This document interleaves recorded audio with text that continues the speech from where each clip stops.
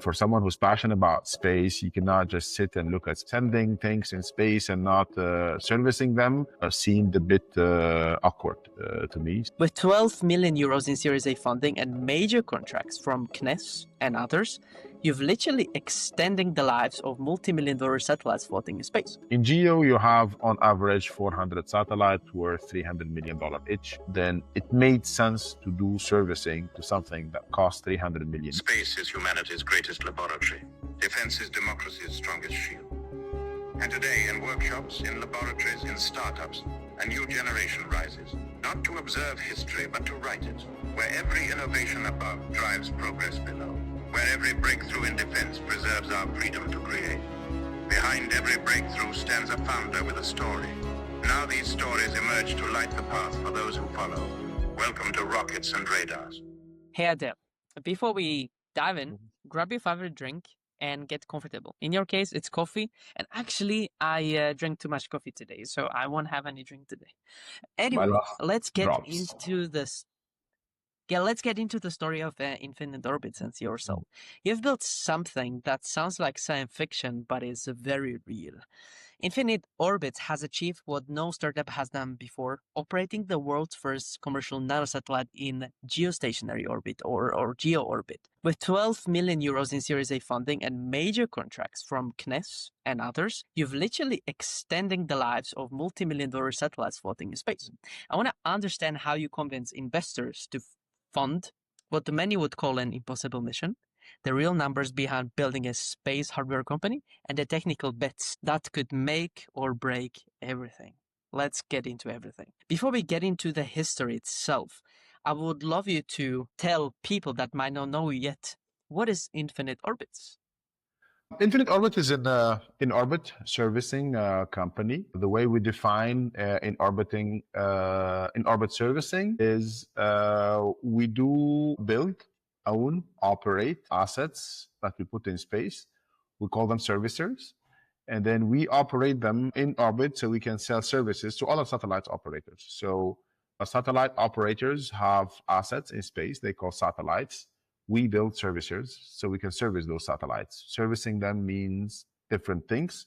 It can mean surveillance. It can mean inspection. It can mean repairs or refueling at some point. It can mean life extension, taking over the navigation of a satellite so it can stay longer in orbit than what its own fuel allows it to. So we're adapting to the different services that are coming. Some are more complex than others. Some are needed now. Some are needed later. But we are in that world of operating servicers in orbit. Awesome. Thank you so much for the intro. Now everything is even more exciting. Okay, and now I would love to get into the personal side of the things. Who is Adel when he's not extending satellite lives in space? What do you do in your free time? Well, I'm a father of 3 kids, so I have a wife and 3 kids. So majority of the time is actually taking care of my family. I'm not sure which one is majority, which one is minority, but let's say my time is between my family and my company. I'm an aerospace engineer. I had a passion for space when I was much younger. Wanted to become an astronaut like many others, I guess. Was not possible for different reasons. But I, kept this passion for space. I have another passion for entrepreneurship. I was an entrepreneur most of my professional life. I did many companies in many countries, in many sectors, some successfully, some less successfully. And then when I finally got more free time, and I ran into the possibility of doing Infinite Orbit, it was an obvious thing to do. So I invested. I was the first investor in the company, and some of my co-founders. A couple of years later, I reached the conviction that the company is going to be a success. So I went all in, and I became major investor and the first and a full-time CEO of the company. I want to understand more about this crucial moment in your career or in entrepreneur journey on deciding on work on Infinite Orbits, or in more generalistic perspective, working on the space industry. What led you to this point apart from wanting to be an astronaut? There are probably two moments. There's one moment where my co-founders started the company or started the idea as a student at Columbia University. And through personal connections, I got in touch with them and the idea looked super exciting. What's behind in-orbit servicing is actually much bigger than the service itself. Making space serviceable simply makes space sustainable. And for someone who's passionate about space, you cannot just sit and look at space, getting filled with all kind of aging assets and not serviceable. Just like, keep sending things in space and not servicing them seemed a bit awkward to me. So I really love the idea. I love the enthusiasm of my co-founders. And I decided to write a check. So that was the first moment, but I was doing other things. I was with other companies. It was not super clear to me what the company is going to be. 2-3 years later, with COVID coming in as well, some of the other things I was doing, they were not as successful. So I had more time. The company Infinite Orbit went through some difficult time, and some decision need to be made. And it was a crucial moment where I saw big potential. I also saw my value as a person. I'm much older than my co-founders. I have experience running companies that they didn't have. So I saw the need. I saw the need for that. It was a very difficult time to find funding. We had to make some difficult decision in relocating the company to Europe. The company did really start in Europe, and 1 year into COVID, I really understood that this capacity is needed, that there are customers willing to pay for that, there will be investors willing to pay for that governments would like that. And that's really a European sovereign capability that we're building. And I got that from CNES, from ESA, from some of the founders. So I decided to go all in. So I went all in late 2020, and Awesome. and since there we've been quite successful. Quite interesting journey. I would love to get more into the granularity of it. So you mentioned that you met the co-founding team and you thought they were doing something super impressive. But if you can tell us more about how did you actually meet those folks in the first place? Did you meet through a personal connection, or did you meet through any university program? What was the story there? Super curious. Personal connection. Many of the things statistically you do, they come through personal connections. Actually, the father of one of the students who started the company was my professor at my MBA 15 years ago. We did quite a few entrepreneurial things together. We had a lot of friends in common. And then there was, my son and some of his friends are coming with this great idea of doing autonomous navigation in space. It's going to open for a market of servicing in many dimensions. And how about we start a company? So we're like a group of old friends from the same business school, and we decided to put in some money each. It was more for fun for the majority of us. That was money we could afford losing, to be honest. The driver was not really, let's just do something that we believe in. So we share the risk. This is how it started from a personal point of view for me. Then when I got to know the team, I worked with them for a couple of years, and then the company reached a moment where I had to dive in more. And I felt the connection with the co-founder, with some of the early investors, and the friendship is a super important element into it, because we took risks together. Risks different for me than it was for them, than it was for some of the investors. But at the end of the day, if there is trust and friendship and a common will to make something that was not done at the time, I think that gave energy to everybody, and that made everybody accept their own risks. And that's how the company started. Apart from you as the initial supporter or investor in that company, did they have any others that joined them as supporters? Well, we were a group of 5-6 friends from the same business school who wrote the first checks. Okay, so there were a group of students working out of Columbia University, And we were a group of investors out of Intelsat, which is a business school. So we wrote the first checks, and my role was a bit kind of a board role in the beginning, before I became full time. That lasted for 2 years, and I think all that group was the start already of the company. And in 2020, that's where I personally went all in, and I became full-time CEO. And before you went all in, you mentioned that the company moved to Europe. Can you tell me more about that strategic decision? Why they haven't moved to Europe from day one of the operation of the company? So one thing I think about our company is we're quite commercially driven. So we follow where our customers are. So when we started with the idea, we first incorporated the company in Singapore, because Singapore is a bit of a capital of Southeast Asia. It's an important hub. And Southeast Asia has a lot of satellite operators in geo orbit. And we got ourselves a customer there. I said, "Oh, I believe in what you're doing. How about you do it for me?" Some of our investors, my friends, were in Singapore, and we started the company there. But everybody was European. 2 years down the road, we realized that a lot of the technology that we'll be using are coming from Europe. Everybody's European. We got some exchange with European Space Agency, ESA, with the first contract. So we reincorporated in Europe and started this project. And it's a natural place to be. I mean, there are not many places to do new space in the world. Luckily, it's becoming more and more international and everywhere. But 5-6 years ago, Europe, United States, maybe Japan, were the natural places where you could do new space. And because we're European, we incorporated in Europe, in France. And if you compare the European space industry and the one within the area we've been operating in Singapore, what were the biggest differences? Just curious. It's not many people talk about how is it there. It's not comparable. I would compare what's happening to Europe and what's happening to the US. Singapore is a very good place for doing business, central to Southeast Asia, but it doesn't have anything specific about space. So we were there. There is the space program, but there are customers around that area.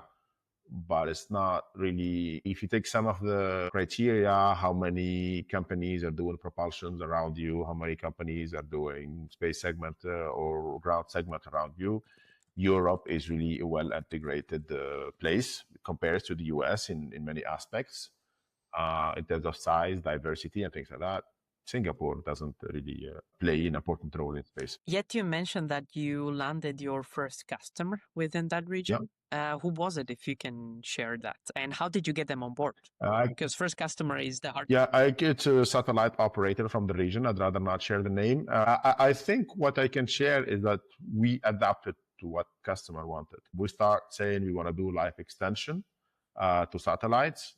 Majority of prospects in that area confirmed that this is a need they have, that there is a business case in doing that, but that it was too difficult, capital intensive for a small company like ourselves to do it. But said, we have another need, which is just to do a small satellite as stepping stone toward life extension, but small satellite that we put in geo and that we can test some of the technologies, and it has a bit of commercial interest. And this is how we landed the first customer who agreed to test. They convinced us that it's good to go step by step. They were willing to risk the money. We're willing to risk also our time. And I guess the smart thing we did is we adapted our business case to what customer wanted, and that allowed us to advance step by step. And now we're ready to do life extension. 5 years. Okay, totally makes sense. And again, how did you find them, or how did they find you in the first place? It's the simple logic of doing market analysis. Who are they? The good thing about space is there are not many actors. So operators in geo orbit, maybe you have 50 or 60 around the world. So it's easy to find them, then find who decides, and you reach out to them, you go meet them. There are regular meetings and places where all these guys meet, because there are not a lot of them. So there's one major event in Paris, one major event in Asia that changes every year. So, and then one major event in United States, in DC. So you do your list, you go see them, you analyze what they need and try to be reactive enough to bring something that they need, then statistically you end up having one that actually gives you the first contract. And that's what happens. I love the simplicity. When you moved to Europe, you chose Toulouse as the place where you would move your operations to. Why Toulouse specifically? You could have chosen any other European space hub or country. Okay. If I will not be accused of being too nice with Toulouse, I would say it's just an obvious choice. But I can explain that. Toulouse is Sure. where French Space Agency is, CNES, which is probably the oldest space agency and the biggest in Europe by an order of magnitude. Toulouse is where Airbus Defence and Space is. Toulouse is where Thales Alenia Space is. That's where majority of geosatellites have been manufactured in the last 15 years. It's where I graduated personally in aerospace engineering. So it's a natural space hub. Before the neo space era, there's Toulouse. That's it. Maybe Bremen a bit, but that's it. It's not very complex. Now, luckily, there are operators all over the place. But for me, it was not natural for my co-founders who did not speak French. So I had to convince them and explain to them. And actually, one of them, when he showed up in Toulouse, he said, well, there are enough people around us in 20 kilometers around our office who are doing all kinds of things in space, like around 3,000 kilometers from Singapore. So it's a very natural choice to base a space company European space company in France or in Toulouse. Totally makes sense. And if you were starting Infinite Orbits now, where would it be? Would it be still Toulouse in this current situation of the market? Well, obviously, if you take aside any personal or national consideration, the US is the biggest market, the most dynamic. That's where you have the biggest capital. You have launch opportunity, access to space. You have customers. So the US is a market. Okay. Now we decided to play the European game, okay, and our ambition is to be the European leader of in-orbit servicing. Clear for us, for our investors, for our employees. So we need to be in Europe. Now the way our approach of how we are in Europe is to be multi-local. So we start in Toulouse. We have a strong footprint in Toulouse. That's going to be the case. We manufacture our servicers in Toulouse. But we starting to have interest from other nations in Europe. We have suppliers for key components and technologies in 17 different European countries. And we are evaluating where we should have another one or two offices elsewhere in Europe in order actually to work better with local supply chain and technology partners. We also have a small office now in Silicon Valley in the United States that opened last year. But fundamentally, we view ourselves as a multi-local new space company in Europe because we want to take advantage of the best European technology, wherever they are. As I said, we're in 17 different countries, so it's easy for us to have another office in another country. Great mindset. And if I can ask, what are the top candidates in the European ecosystem that you are thinking about the most to have a subsidiary in? Okay, well, you can share. I'm not sure I can share because nothing is decided, but there are countries who actually, there are countries who actually have like an outspoken space strategy. The biggest economies, Italy, Germany, UK, Luxembourg, not a big economy, but they're also very focused in space. Some of the countries we're thinking of, maybe some others will be opportunistic about it. What complement us also well will make sense. But yeah, it's too early to make a decision. Yeah, it totally makes sense. Thanks for sharing anyway. Okay, great. So one of the first things that you have done in the European ecosystem is one ESA contract. Is that right? Correct. The very first thing. How did you land that? Again, first contract is the hardest. What was the process of getting in, if you remember? I don't remember. It was my colleagues. I was not full-time. In 2019 with ESA, What I remember is persistence. The team were asking me, "We're doing this, we're doing that, and what do you think?" And I remember just persistence, and I think it makes sense to be persistent because space is complex, very difficult to convince people what's going to happen in the future. New space maybe hit many people by kind of a storm with many promises, some of them that actually became reality and some of them that are still totally, oh, this will never happen. So it was not easy always to convince people that we will be able to do, from a technology point of view, vision-based rendezvous with a simple camera, which is the main promise from a technology point of view we're bringing. A lot of people say, yeah, this is great, but this is so difficult, and are you going to do it or not? So I think insistence, but the much more difficult was actually convincing people of the market potential, because technology, when you talk to techie people, they understand if you can do that, this really makes sense. But is there really a market there? That was a bit difficult because, again, changing environment so much that it was very difficult to convince people what I say is going to happen as a market is the one that is going to happen. And for example, people can compare you to asteroid mining. Asteroid mining was hype at some moment, and then nothing happened out of it. A lot of money was wasted there. And then you can come and you say, oh, I'm going to do life extension. No, you're like asteroid mining. It will never happen. So that was a bit difficult to try to convince people of the market. But simply repeating and doing patient and doing market analysis, explaining why it makes sense to do life extension satellite, end up convincing a lot of people and allowing us to get contracts. You were targeting the geo market from the very beginning, if I'm right. Correct. Why were you focusing on that orbit instead of maybe starting with LEO and later in your journey you could expand into that orbit as well? Okay, so when we looked in 2018-19, there was roughly $100 billion worth of assets in space. Assets that we can see and count. $90 billion was worth of assets in GEO, and less than $10 billion worth of assets in LEO. So LEO was a small satellite, not that expensive that you can replace them easily and things like that. In GEO, you have on average 400 satellites worth $300 million each, something like that. Then it made sense to do servicing to something that costs 300 million euros than to do servicing to something that costs 10 million euros.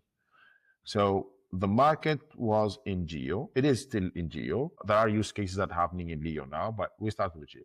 The good thing about going to LEO is that you can test some of your technologies quickly because launches are cheaper and easier, but the market is in GEO. So, till today, it is still in GEO. Okay, great. Let's get into the timeline now. So let's talk about the transition of you being part-time or 1 foot in, 1 foot out, and all in as the leader of the company. Can you give us a more granular perspective on when the transition happened specifically and why? What led you to get there?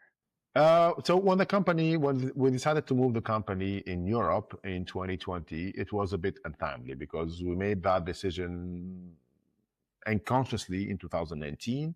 Had a first customer, but we had suppliers and technologies and collaboration, and the first ESA contract in 2019.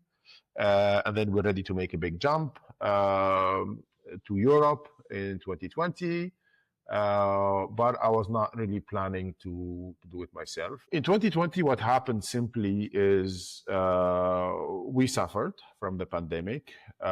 Naturally, it would have been the moment where we'd go to the capital market and fund bigger raise. That should have happened in 2020 or in 2021. That's normally what should have happened. Because of that, it didn't happen. Launch got delayed. We lost the first customer that we replaced with a second customer. And from a personal point of view, I had time because of the pandemic to actually deep dive in the company. So I was doing other things that actually stopped. First lockdown, second lockdown. So during lockdowns, I had time. and the team was everywhere. So I had time to really go inside, understand, and see the real potential. Also, the company needed me at that time personally. In terms of technology, we have advanced enough. I'm an aerospace engineer, but I'm not techie anymore. And it was, time to sell and expand and structure, which I can do. So it's a bit of luck because of all of that. I still had to make a decision at some point, and it just felt the right decision at that moment. It's a bit of risk because you put in more money and more time. But thanks to the free time I had during COVID, it made me realize that this is a big potential. If there was no COVID, Okay, I would have awesome. done it. Yeah. And regarding money, what was your economical situation of the company back then? What were the funding sources that you tapped into, apart from the ESA contract that we mentioned, and the first checks that you have made in the very beginning of the company? How did you survive as a company at that point? It was like on a month per month basis during 20 and 21. So we had that first contract. We had a bit of ESA money, but frankly, all that didn't make a huge difference. We were the first investors, group of friends, and then we had to do that, advance month by month, accept the not so good situation from financial point of view for myself and co-founders and first employees. A lot of people did take financial risks themselves. Starting 21, we started getting more grants. Europe was more active in funding new space companies. Under 21, we start doing well, and 22 also. We got the second customer end of 21, and that also start funding the company. And then we did the fundraising and all that. But the difficult moment that we had to survive was 2020 and 2021. Did you ever think that you might not make it? Very good question. No. The moment, but that's maybe a personal question. I mean, the moment you're in. You don't have time to think that, oh, you probably cannot make it. Yeah, so I guess, no, I don't know. You get often these answers, but I never thought we would not make it. No, that's a good answer. Persistence, as you mentioned before. And then maybe in a stupid way, because you don't allow yourself to think this way. You advance and you deal with the problem. You don't allow yourself to think, oh, maybe I don't do it. Once you, I think once you do, then it goes downhill. Yeah. It's like a domino effect. Maybe, yeah. So okay, thanks for sharing it. Okay, let's get into 2021 when you said that things started to turn around. You mentioned that you start to tap into different grant sources. So tell us more about that. How were you approaching getting several grants from the European ecosystem? I think, again, there is no magic there. One fundamental thing we did, in my opinion, we invested in a technology that actually has a commercial use case. Okay, that's the fundamental thing. Now you need to analyze the call for grants, and usually the call for grants were around action in space, were around the SSA, were around things that we need to do. So by analyzing that, I think we did a good job there. I think that we had a fundamental desire of collaboration, because space is too big, too difficult for everybody. The idea of go and get $300 million and do everything yourself, maybe it happens for a company or two in the US. It doesn't happen in Europe. So at least I haven't seen it happen.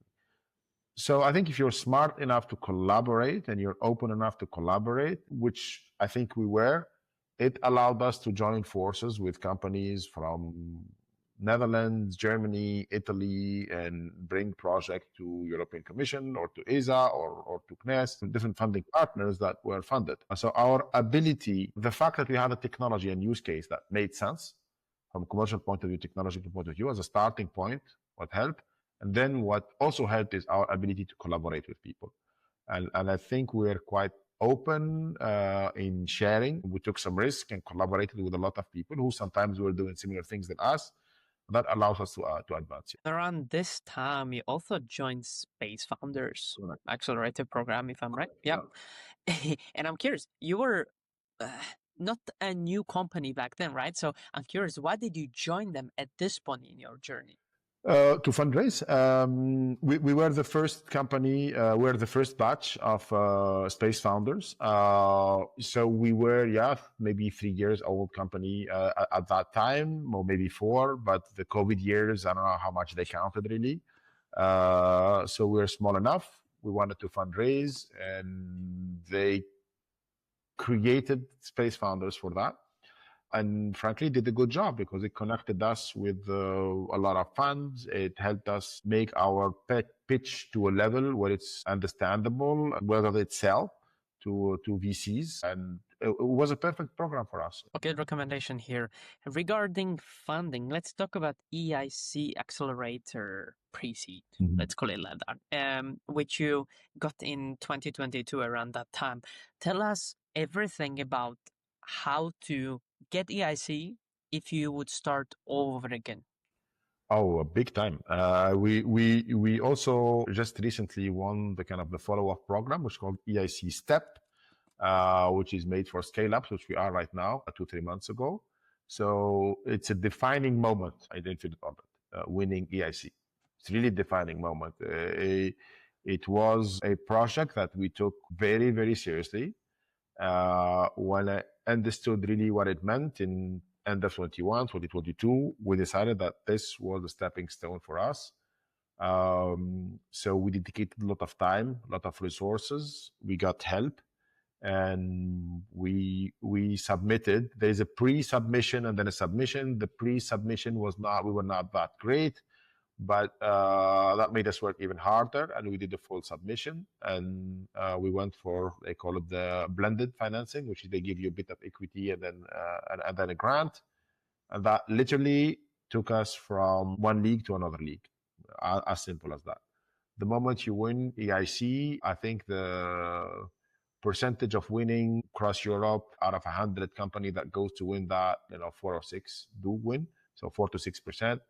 That puts you on stage, really, that attracts investors because there's matching investment. And that also makes you work in a structured and good way. So for me, this is the best program.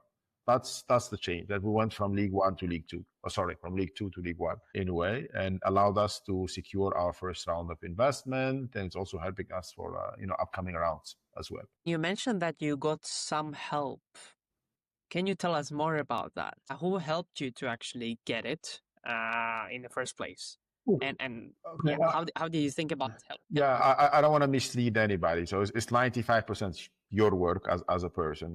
If you think you can pay someone and win, it doesn't work like that. But we talked to 5-6 companies who did it before us, why they did it, how they worked, and what was their experience. I think that's a very good source of information. We understood that you need to write your files in a certain way. You need to prepare your interviews in a certain way. And there are consulting companies who actually did that and helped startups prepare for both the written files and also the interviews. So we signed one of them, but I think we still did the 95% of the job. Worked ourselves. We rehearsed. We asked ourselves a question. We literally, wrote all the questions and all the answers, and to make sure they are the right ones. So we did very good preparation, and there was someone next to us who tell us, how to prepare. This is how we do it. We took it very seriously. And how did you choose the consultancy company? You said that you spoke to a few of them. So what was the differentiator that let you to know, okay, those are the best ones for us? I try to remember how we picked them. I think there are not many. And I think, at least in France, there were being top 3, and there are 2 of them, if I remember correctly, were actually doing things in space, and they did it once or twice for other companies. So that was the decision factor. It's not like we tested 70, but okay, they know space. They did it once or twice successfully. That was good enough. And this is how we. Okay, great. Track record. yeah. Okay, great. Let's talk about more customers. So, the same year you landed Intelsat as a strategic partner. Intelsat has had $2 billion in annual revenue in 2024. How did you get that first meeting with them, and how did you win them over at the end of the day? The first meeting, I think that was an event. Actually, it was in the middle of COVID, and the event was totally virtual. Again, list potential people who actually could work with you, send to, it's a funnel thing, and send to them, and they reacted. It was the good time for them. They were looking for alternative solutions. We said, yeah, hello, we're doing this. We have a satellite coming up. Are you interested? They said, yeah, we are interested. I was quite surprised, but they were, and they were open to working. They're quite open organization to working with a startup, and they're quite risk takers. What we had at the moment was a bit of a niche market. We're the first one putting a small satellite in geo. We had a launch. Not everybody had a launch. We had like a real thing going on. So they follow us, they contracted us, which was a bit of a risk for them, but the contract was based on a successful launch. If there was no successful launch, there was no contract. And they decided to take this risk with us, and it went well. And we did the mission. The launch got delayed, but we ended up doing the mission successfully, and they were happy, and we were happy. And before you got into the point of launching your very first mission, I'm curious about the product evolution, right? Can you tell us more if we zoom out and see how the product has evolved since the very beginning until that launch moment? Can you tell us more about that story? Super interesting, I think. So I think you adapt to what customer wants. So you start by basic needs. I put it this way: nothing is a basic need in space. Let's be honest. Everything is difficult. Just putting a satellite in orbit and making it work. So many things that can go wrong. But at a high level, our first satellite is not making a rendezvous. It's not getting close to another satellite. The second one is doing a little bit of that, but not literally doing a rendezvous. The third one in 2026 and the 2027 will actually do a rendezvous. And that will be the big thing. So I guess my short answer to you is, don't try to do the big thing all at once, because then you need to raise a lot of money, take a lot of risk. And then if you don't do it, then you lose all that time. So we went gradual. Customer wants that, let's do that. Then while doing what customer wants, we advance a little bit on our technology and prepare for the next mission. And you advance like that. You do what customer wants, at the same time, you try to advance in your technology so you're ready for the next mission. And we did that. We have Orbit Guard 1, then 2, then Orbit Guard 3. And that's how we did. Very straightforward. Okay, great. Let's talk about launch. It was in May 2023. But as you mentioned, the flight got delayed. So before we get into the launch itself, I was very curious. How was the emotion within the company when the announcement that the flight is gonna be delayed was? Oh, that happens way so often that you get used to it. It was a direct to geo launch, which is quite rare launch. So it had a date and another date and then another date. And then at some point, just like literally, I was next to the launch pad for like almost a month, which is an expensive trip to Florida. And it got delayed. At that moment, it was supposed to be April 8th, then April 16th, then 17th, then 18th, then 29th, and then it became May 1st. So I just waiting. I think you learn that in space, especially in geo, that you need to be patient. Obviously, there's an emotional thing, there's a financial thing associated to it, but that's just part of the business. So at the end, you get used to it. And then the launch went successful, and the mission Orbit Guard reached the geo orbit, which made you to become the first startup with a commercial nanosatellite in geostationary orbit. Again, what did it feel like, that milestone in the company? Well, I mean, the big milestone I can speak about is when you get the first beep, beep, beep from the satellite a few hours after you launch it, that it's still alive. That's a very good one. Then actually, the most important thing is the customer. You commission the satellite, not everything goes 100% well, 95%, let's say, was well, which is good. But then when customers ask you to do this and you do that, and then they pay you, then you know you are into something. So to me, that's when we finished the first mission for our first major client and they were happy. That was really something, because then you can prove to anybody else that you are into something that actually can be sustainable. You do it once, that means the technology that answers to a commercial need, and that means you can do it again. That was the good moment when we finished the first mission. And then you told me previously is that always when you deliver one thing, you should always think about what is the next step, and the next step for you was endurance mission. So tell us more about that one. So endurance mission is the grail for us, where we're going to do life extension. So we're rendezvous, dock, then take over the navigation of a satellite in geo orbit. So it was done before. We would not be the first one doing it. So it was done before, but we're doing it in a certain way that we think is going to be sustainable at the right cost, the right moment, with the right technology. I mean, we're taking some risks. Obviously, this will happen the second half of 2027. So it is mainly contracted. We have a first target to do live extension to. We have a launch. We have a supply chain to build and all that. We did extensive and ground testing that we're happy about. So the next 2 years are going to be building and preparing for launch. It's going to be busy years, and we're really looking forward to 2027 to finally prove that. Yeah. But yeah, this is kind of the big thing that we started the company for. We didn't start by doing it, but I'm finally happy that we are on track to do it. Thanks for sharing that insight. Let's talk about money again.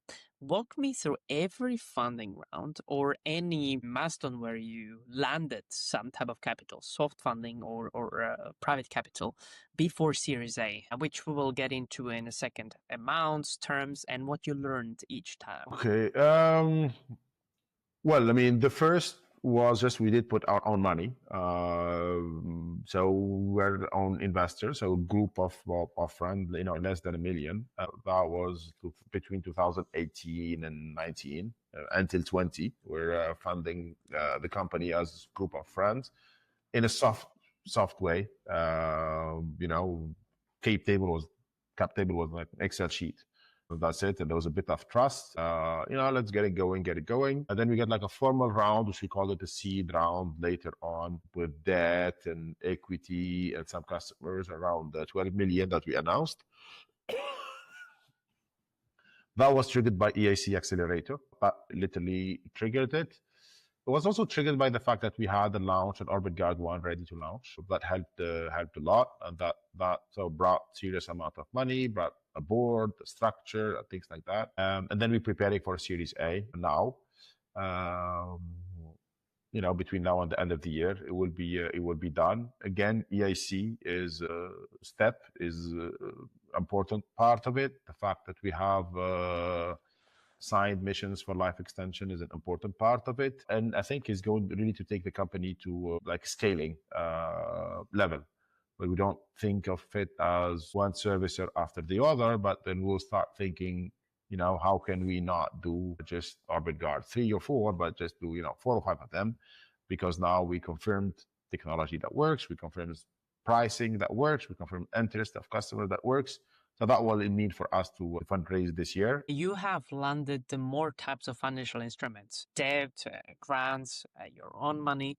If you started again, would you choose a different funding path, more strategic rather than organic? So, for example, you would go for an equity round sooner, or you would get for debt sooner, or would you just keep it as it was? I think you never choose, really. At least not in our sector. I mean, in other sectors, if you're doing, a SaaS product, software as a service, or in like a much more liquid environment, and you go, can I do it like this or like that? In our case, you don't choose. You start with the product and you go to all the 3 or 4 sources at the same time. You go to customers, you go to banks for that, and you go for VCs or for equity, and then you go for technology institutions for grants. And these are the 4. And you do it at the same time, and you take what you can get, and then you advance. If you have a choice, then if you have a choice, I think it's obvious. And you start with customer money because that's the best money you could have.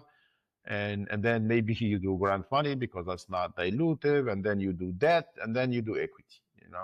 If you have a choice. Great. In reality, you never have a choice.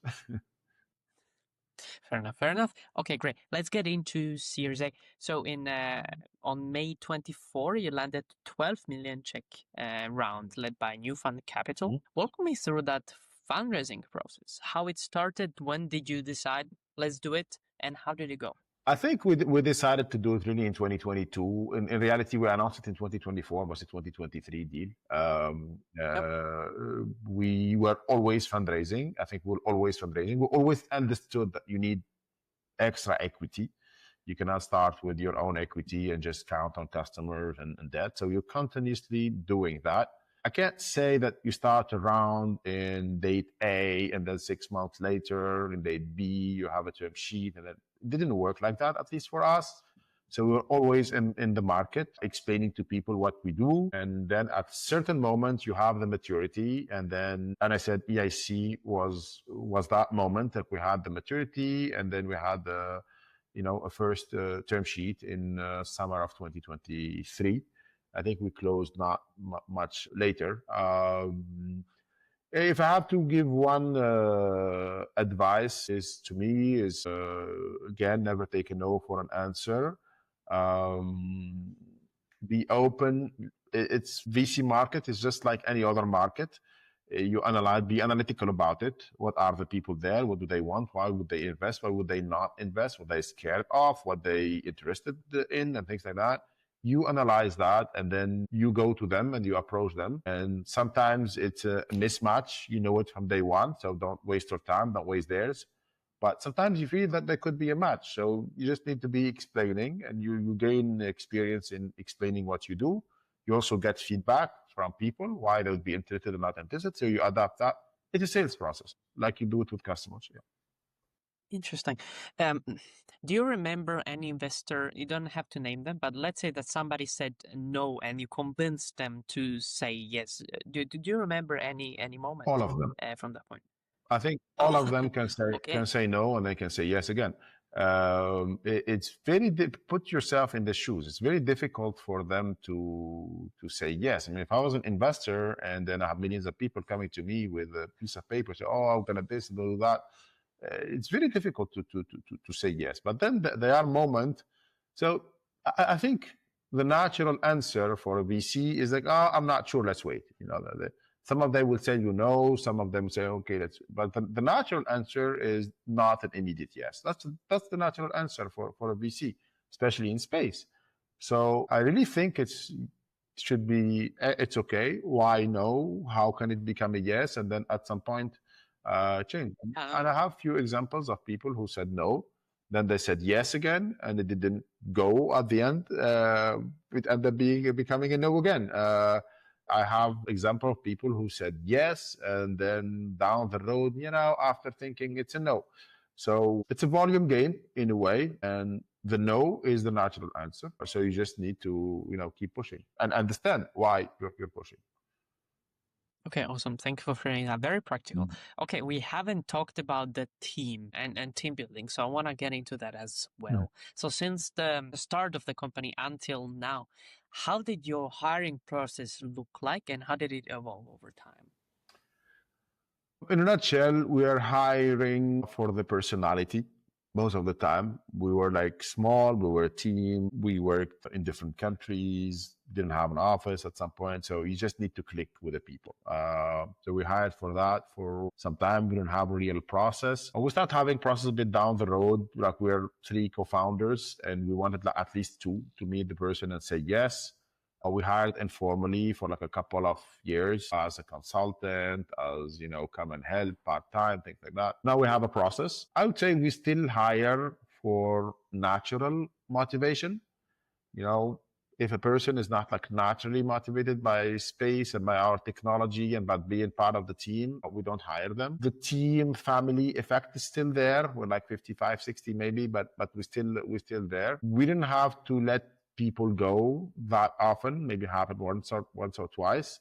So that natural thing end up being positive most of the time. Okay, so personalities and culture, super important. Okay, great. I want to get into one more, I think, big milestone. In 2024, you landed a US Air Force contract. Yeah. $1.25 million. How important was an American defense contract versus, okay, what I want to get into is the biggest difference between an American defense money versus European customers. What were the biggest differences and approaches on how to get to them and how to get the deal through? I think it was faster with in the US. Once we decided to go, we understood quickly, how things work, and we adapted to how things work and get ourselves first contract. So that was fast. Okay. What it meant for us is that they normally invest a lot of more money and they're in a bit more advanced state than what we have in Europe. So if the US likes your technology, that means Europe should like it in a way. That helped us a bit. Yeah, we're operating that contract. I think having exposure to the US is good because you know what's going on, you know what are the technologies, you know the suppliers, you know what are the needs. It's potentially a big sovereign customer as well. But again, our focus is Europe.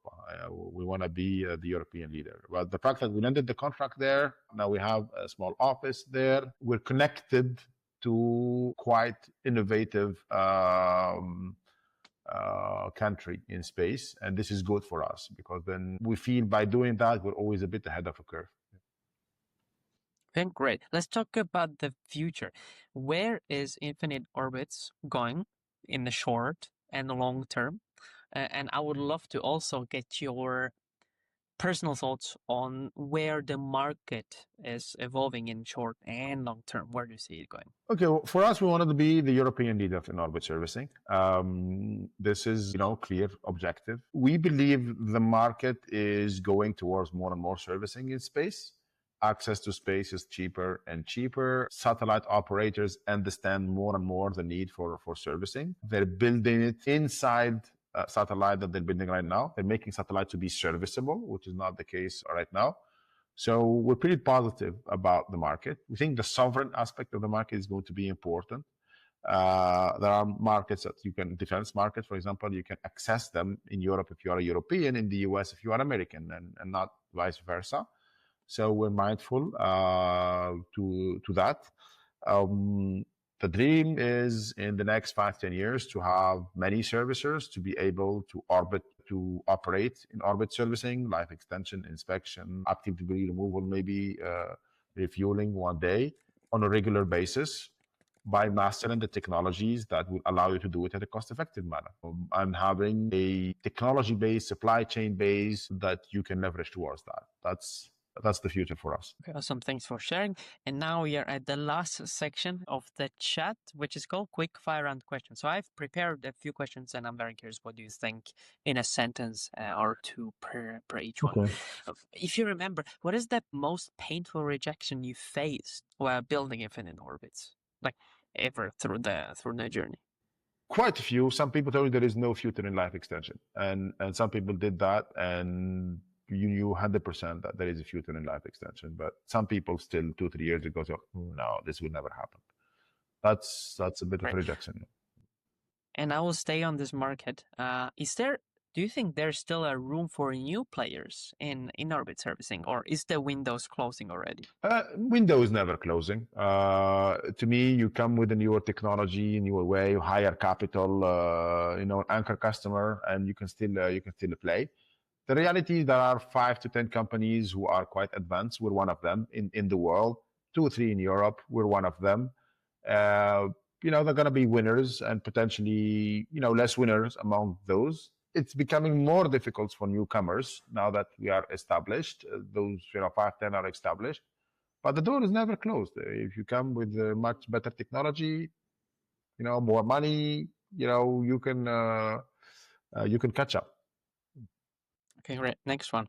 What is the most bizarre investor meeting you have ever had during the journey of the company? I can think of a few. I guess I got so much used to some of them being bizarre that I don't see it anymore. But sometimes people are just curious. They don't know anything at all about space, and they just they want to know what space is, and they really ask weird questions. But lately, I think we've been enough through the process that we really target people where we're speaking the same language. So I'm less and less exposed to bizarre meetings. But next time I have one, I'll record it and send it to you. Okay, next one. What do you think is the current status and future of the European space ecosystem in your eyes? I'm positive. I'm positive about there is, for geopolitical reasons, there is a common conviction now in Europe that we need independence and access to space and this. So yeah, the system super smooth? No, it's not super smooth. But there is a common will. There are technologies and players all around Europe who can compete in the global scale. And these two elements is enough for me. There's the political will, and there are people who know what they're doing, in my opinion, who are competing at the global scale. So Europe will have a significant role in space in the future. Yeah. Okay, try to complete this sentence. Every space startup should stop pretending. And talk to customers, ask them what they want, and do what they want. Okay, good. That was a hard one. Anyway, and from the personal side, what do you think would 2017 Adel think if he could see infinite orbits today? Did you expect where we would get? No, zero. There was no infinite orbit. I didn't think about it at all. 2017, I wanted to do startups. It was a good time for me to invest. I invested in 5 or 6. Infinite orbit was one of them. I totally did not see myself doing what I'm doing right now. Very organic. Okay, great. And a totally last question. Is there anything last that you would love to say to new founders in the industry or people that are thinking about getting into the space industry in Europe? Do not pretend. I think you said that. Get the truth from customers. Don't lie to yourself. There's so many things that can be done. Come with something, test it with customers, adapt it. Come with something, test it with customer, adapt it. I think I see a lot of people who sometimes lie to themselves. It's going to be great, and it's not great. Only a customer tells you if it's great or not. If you don't have a customer, then do something else. Okay, great. Okay, we are done. Thank you so much for your time. This was super insightful, and I really enjoyed it. Me too. But I need to run. My son needs me to take him to soccer. All right, bye.